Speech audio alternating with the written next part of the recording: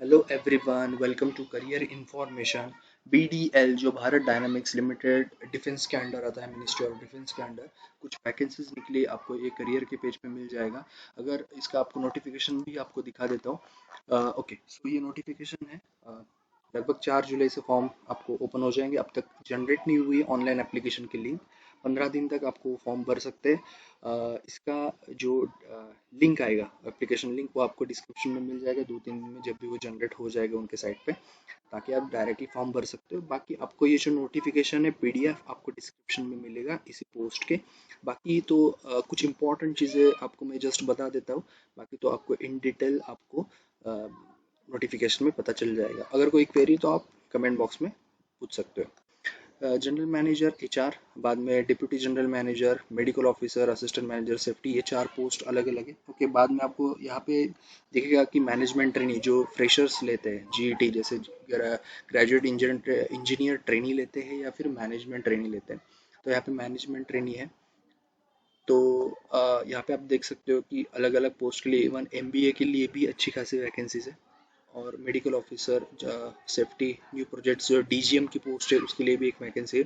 तो सारे eligibility criteria भी देख लेते हैं। बाकी एज क्राइटेरिया आप देख लो।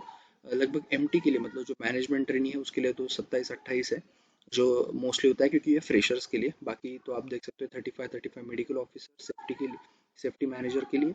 उसके बाद में डीजीएम और जनरल मैनेजर के लिए 50-54 रिस्पेक्टिवली है। तो इस हिसाब से आप SC ST का भी अनुमान लगा सकते हो।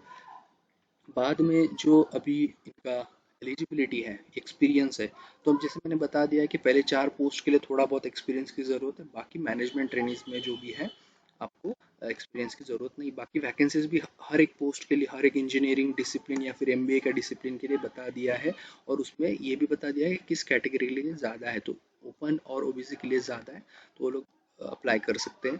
और सारे एग्जीक्यूटिव बेसिस पे हैं। और जो जनरल मैनेजर एचआर की है, उसमें मैंने पहले भी बता दिया कि एमबीए आपका एचआर में चाहिए, जैसे मैंने बोला। और यहाँ पे 18 साल का एक्सपीरियंस चाहिए। डीजीएम के लिए है आपका first class engineering, electrical, electronics, instrumentation, communication, industrial electronics, mechanical, इसमें अगर आपका फर्स्ट क्लास डिग्री हुआ है और आपका विथ 14 ईयर्स एक्सपीरियंस है, वो भी मतलब प्रेफरली अगर पीएसयूज में है, गवर्नमेंट एजेंसीज में, तो आपको प्रीफर किया जाएगा। बहुत अच्छी वैकेंसी।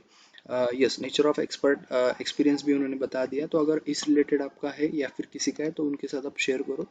उसके बाद मेडिकल ऑफिसर जिनका एमबीबीएस या फिर एमडी हुआ है, 2 साल का एक्सपीरियंस है, तो अप्लाई कर सकते हैं। बाद में सेफ्टी, अगर उनका डिग्री हुआ है post graduate in the physics और केमिस्ट्री फ्रॉम द रिकग्नाइज, और या फिर ग्रेजुएट हुआ है, या फिर आपका डिग्री और डिप्लोमा सर्टिफिकेट आपका अगर इंडस्ट्रियल सेफ्टी में, बहुत से लोगों का होता है जो सेफ्टी। और एक चीज़ उन्होंने बताई कि तेलुगु लैंग्वेज का, अगर उनको अवेयर ऑफ तेलुगु लैंग्वेज होंगे, तो वो लोग उनको प्रेफरेंस दिया जाएगा। और प्रेफरेंस नहीं, उनको ही शायद से वो लोग लेंगे। तो जो भी तेलुगु लैंग्वेज जिनको पता है, वो लोग अप्लाई कर सकते हैं। बाद बाद में यहाँ पे भी जैसे मैंने बोला, एक्सपीरियंस जो चाहिए 4 पोस्ट के लिए, जो टॉप 4 के पोस्ट है 4, तो ये रिक्रूटमेंट में आपको यहाँ पे पता चल जाएगा। बाद भी जो मैंने बोला कि मैनेजमेंट ट्रेनीज अलग अलग डिपार्टमेंट के लिए, तो आपको फर्स्ट क्लास बैचलर डिग्री चाहिए। और आपका 5 ईयर इंटीग्रेटेड कोर्स होगा तो भी चलेगा, हर एक की डिसिप्लिन में। बाकी ऑप्टिक्स में भी आपको यहाँ पे पता चलेगा कि एमएससी अगर आपका फिजिक्स में, अप्लाइड फिजिक्स में, तो अप्लाई कर सकते हो। बिजनेस डेवलपमेंट में भी आप देख सकते हो, अगर आपका फर्स्ट क्लास आपका इवन इंस्ट्रूमेंटेशन या फिर इलेक्ट्रिकल, मैकेनिकल, इलेक्ट्रॉनिक्स में हुआ है, और 2 साल का आप and first class 2 years MBA और इक्विवेलेंट, मतलब अगर आपका, बहुत से लोग ऐसे होते हैं कि जिनका इंजीनियरिंग होता है उसके बाद वो लोग एमबीए करते हैं, तो ये अच्छी अपॉर्चुनिटी उनके लिए, क्योंकि यहाँ पे आपको मांगा गया है बिजनेस डेवलपमेंट की जो पोस्ट है उसमें आपको चाहिए इंजीनियरिंग प्लस एमबीए। ओके, बाकी मार्केटिंग वगैरह इसमें आपको पता चल जाएगा। उसके बाद में जो एमटी फाइनेंस की पोस्ट है, वो तो अगेन सिंपल, आपको एमबीए फाइनेंस वगैरह वो चाहिए। और उसके बाद में एमटी एचआर, तो वहाँ पे भी आपको एचआर में चाहिए। उसके बाद इन्होंने और एक चीज़ क्लियर की है कि आपका अगर candidates those are in the final year, final semester, qualifying course of study are also eligible to apply for the management training post। तो अभी मैं आपको ये बताता हूँ कि ये सारे उन्होंने मेन ब्रांचेस बताए, तो इसमें कुछ सब ब्रांचेस भी हैं जिन्होंने उन्होंने बताया कि आप अप्लाई कर सकते हो। जैसे मैकेनिकल में इतने सारे ब्रांचेस है, एयरोस्पेस वाले भी अप्लाई कर सकते हैं, प्रोडक्शन वाले भी अप्लाई कर सकते हैं, अलग अलग ब्रांच जिनका हुआ है वो लोग भी कर सकते हैं, इंस्ट्रूमेंटेशन एंड कंट्रोल वाले भी कर सकते हैं, इलेक्ट्रिकल में इलेक्ट्रॉनिक्स इंजीनियरिंग हुआ वो भी कर सकते हैं। बाद में इलेक्ट्रॉनिक्स में आप देख सकते हैं यहाँ पे भी आपको बहुत सारे ऑप्शंस मिलेंगे जिसमें आपका इंजीनियरिंग हुआ है, तो ऐसा नहीं कि आपको प्योरली उन्होंने मांगा है, आपका उसमें सब ब्रांचेस में हुआ है तो आप कर सकते हो। कंप्यूटर साइंस में आपका उसमें इंजीनियरिंग चाहिए, आईटी नहीं चलेगा। उसके बाद में फाइनेंस जो था, सी ए आई सी, डब्ल्यू ए आई, बाद में एम बी ए फाइनेंस, ये आपका चलेगा। उसके बाद में बाकी चीज़ें भी उन्होंने बताई, सिलेक्शन प्रोसीजर जो फॉर द पोस्ट, जो पहली पोस्ट है, सेकंड पोस्ट है, थर्ड और फोर्थ, जिसके लिए मैंने आपको बोला कि उसके लिए आपको एक्सपीरियंस चाहिए, तो उन्होंने सीधा सीधा एक चीज़ बता दिया कि रिटर्न नहीं होगा चारों पोस्ट के लिए, क्योंकि एक्सपीरियंस मांगा है तो कम कैंडिडेट्स अप्लाई करते हैं, तो इंटरव्यू होगा। और एक चीज़ उन्होंने बताया कि इंटरव्यूज़ के लिए समझो एक जगह है तो आपको 10 लोगों को शॉर्टलिस्ट किया जाएगा, सो 1/10 based on the number of experience वो आपको शॉर्टलिस्ट करेंगे, बुलाएंगे। उसके बाद में मैनेजमेंट ट्रेनीज की जो पोस्ट है बाकी की बची हुई है उनके लिए आपका होगा रिटर्न टेस्ट और उसके बाद इंटरव्यू। ओके, बाकी चीज़ें उन्होंने और चीज़ें ये बताई, एग्जाम पैटर्न 2 पार्ट्स में होगा, एक होगा 150 एमसीक्यूज और यस ओके, उसमें part 1 will be 100 MCQs on the particular discipline जो मैकेनिकल वगैरह आपका जो है, और दूसरा जो है वो है 50 एमसीक्यू जनरल एप्टीट्यूड, मतलब आपको 150 क्वेश्चंस, 150 मार्क्स 2 आवर्स, 120 मिनट में 150 क्वेश्चंस। बाकी टेस्ट सेंटर्स भी यहाँ पे उन्होंने बता दिया है कि following is the list of examination centre, Mumbai Delhi, जो मेन मेन सिटीज है, कोलकाता विशाखापट्टनम, एंड सिटीज में ऐड और delete subject to number of application receive. तो अभी तक ऑनलाइन एप्लीकेशन का लिंक नहीं खुला है तो आपको पता चल जाएगा। उसके बाद में पे एंड पर्क्स तो आपने देख लिया, लगभग ऊपर ही था ही। एप्लीकेशन फ़ी 500 है, एस सी एस टी बाकी पीडब्ल्यूडी कैंडिडेट्स के लिए फ़ीस नहीं है। जनरल इंस्ट्रक्शन तो ये है कि नो ऑब्जेक्शन सर्टिफिकेट चाहिए, अगर आप जॉब कर रहे हैं कुछ कर रहे हैं तो आपका चाहिए। एज आपका 18/5 तक पकड़ा जाएगा यहाँ पे, मतलब 18/5 तक आपका कितना एज होता है उसके हिसाब से आप अप्लाई कर सकते हो। उसके बाद में यहाँ पे जो एप्लीकेशन का प्रोसीजर है वो थोड़ा मैं आपको बता देता हूँ, वो थोड़ा बताने की ज़रूरत है ताकि आपको पता चल जाए। बाकी आपके जो मैंडेटरी डॉक्यूमेंट्स है आपको अभी रेडी करके रखनी, क्यों? क्योंकि आपको ये फॉर्म भेजना है, आपको वहाँ पे भेजना है ये फॉर्म। तो पहले आपको क्या करना है, आपको करना है ऑनलाइन एप्लीकेशन, जैसे लिंक खुलेगी, ऑनलाइन एप्लीकेशन करने के बाद आपको प्रिंट निकालना है। उसके बाद में प्रिंट निकालने के बाद आपको जो भी डॉक्यूमेंट्स आपके पोस्ट के हिसाब से है, आपको वो सेल्फ अटैच्ड करके आपको साथ में भेजना है। ओके, और उनका एड्रेस भी मैं आपको बता देता हूँ। बाकी और एक चीज़ है यहाँ पे कि ओके, यस ये देख सकते हैं आप। तो और एक चीज़ उन्होंने बताई है यहाँ पे कि बायोडाटा परफॉर्मा इनका जो है, ओके, वो भी साइट पे है।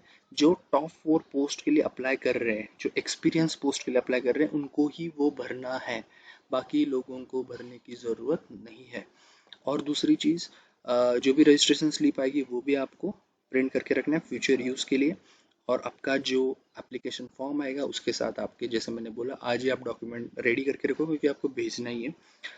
Yes, application along with the mandatory documents by register और speed post, कुरियर नहीं करना है आपको, ये एड्रेस पे तेलंगाना में भेजना है, और वो पहुंचना चाहिए आपका 27/7 तक। 19/7 तक आप फॉर्म भर सकते हो, 27/7 तक आपका पहुंचना चाहिए। एनवेलप पे आपका ये चाहिए, application for the post being applied in the, जो भी आपका पोस्ट होगा वो आप वहाँ पे लिखो, mention your name and registration number on the reverse side of the mandatory documents. तो जो भी आप डॉक्यूमेंट वहाँ पे अटैच कर रहे हो, तो ऐसा हो सकता है कि वो कहीं चले जाए, तो बेटर कि सेफ रहे, तो उन्होंने ये चीज़ बता दी कि उसके पीछे आप अपना रजिस्ट्रेशन नंबर रखो, लिखो, अगर कहीं वो मिसमैनेजमेंट कुछ होता है तो आपको वो मिल जाएगा।